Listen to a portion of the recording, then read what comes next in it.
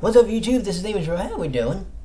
So we're going to be talking about another game here. This one is called 36 Shards of Midnight. This is a procedurally generated platformer with time attack elements.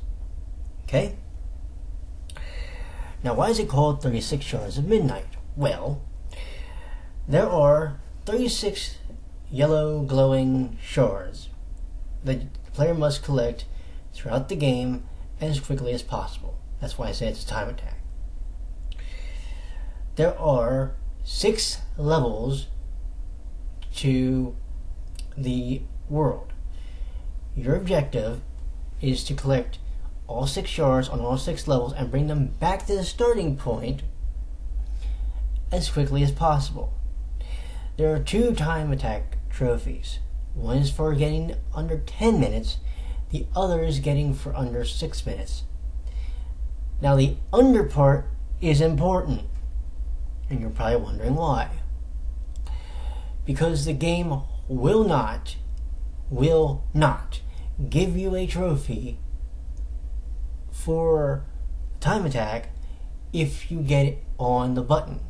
You may think that you should still get it, because usually usually a game will give you some leniency as far as time goes. Like, you can usually get on the button and the game will go, okay, you have the trophy. This game is strict. You have to get literally like 559 before you get that trophy. Here's the funny one for you, and I'll tell you this right now. I actually, when I did get the platinum, my run, when I got all 36, but I unfortunately died, had a 532. The run when I got the platinum was like 546. So my run with the death was actually shorter than the one without the death. Oh, and that's the other thing. In order to get the time attack trophies in this game, you must make it back to the start point and not die. It gets better though. This game had a really interesting thing happen, at least when I played it. So, I'm playing the game, and I got all 36 shards, and I made it back to the start point. Now, the game has a thing where once you get all the shards and you make it back to the start point, the game will auto-move you sometimes until you hit a wall or until it wants you to stop. Well, it did this to me once, and it actually shot me into a laser. To say I was infuriated would be an understatement. I don't think that should happen.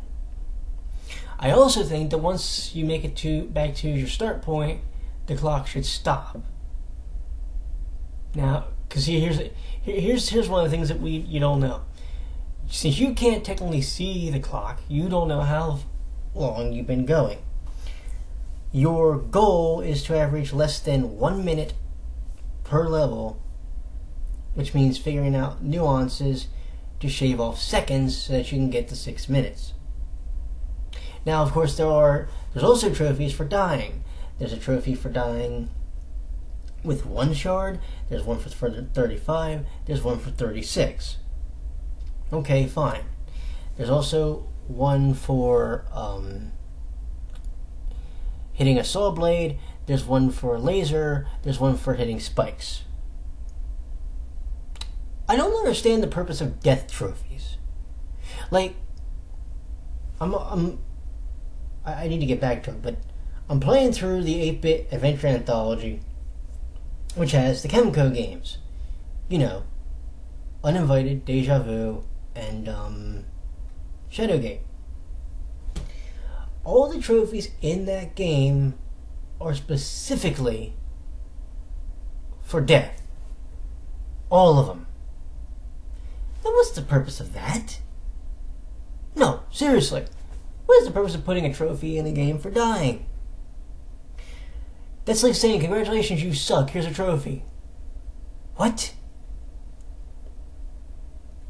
Anyway, you would think you would reward people more for no deathing a run than dying. You know what I'm saying?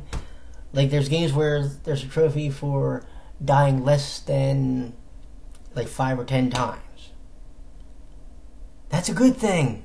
You're rewarding people for not sucking. Sorry, that always infuriated me.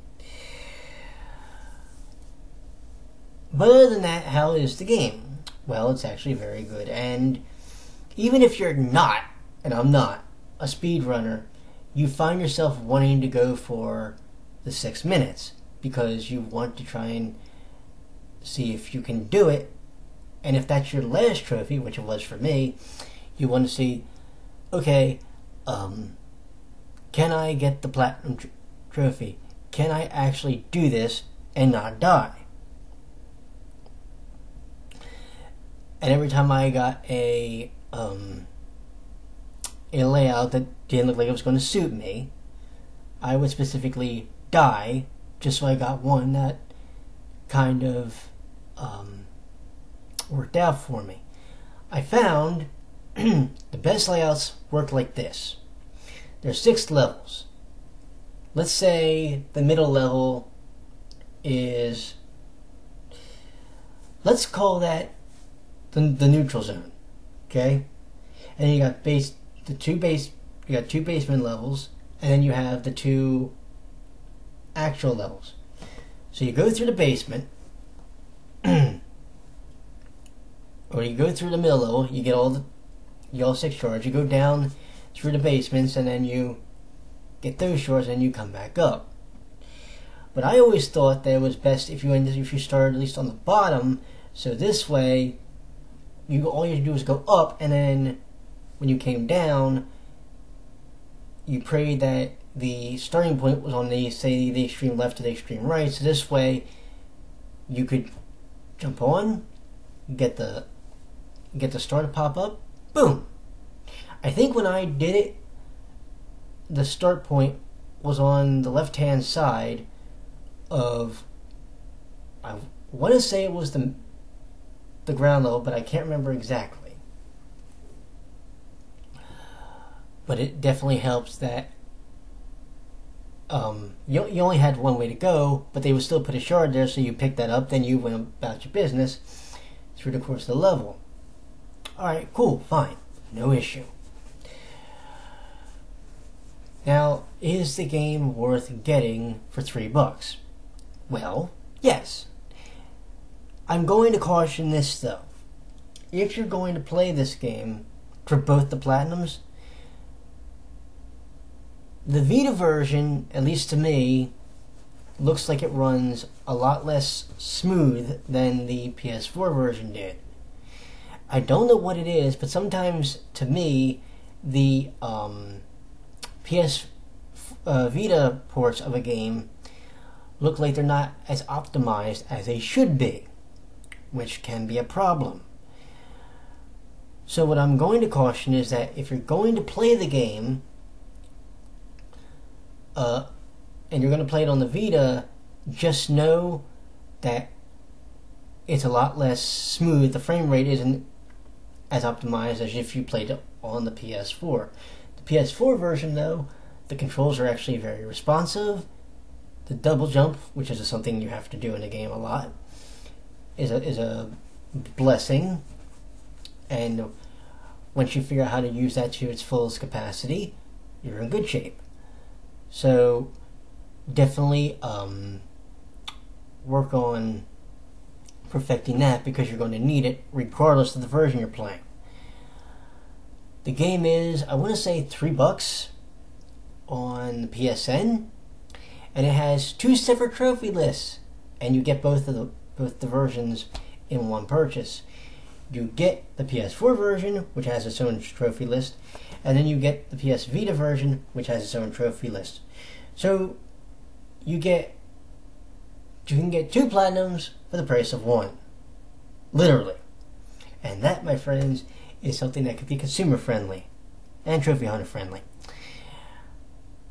Definitely check the game out even if you're interested in speedrunning, or even if you're not. Because like I said, I'm not even a speedrunner and I wanted to get the 6-minute trophy.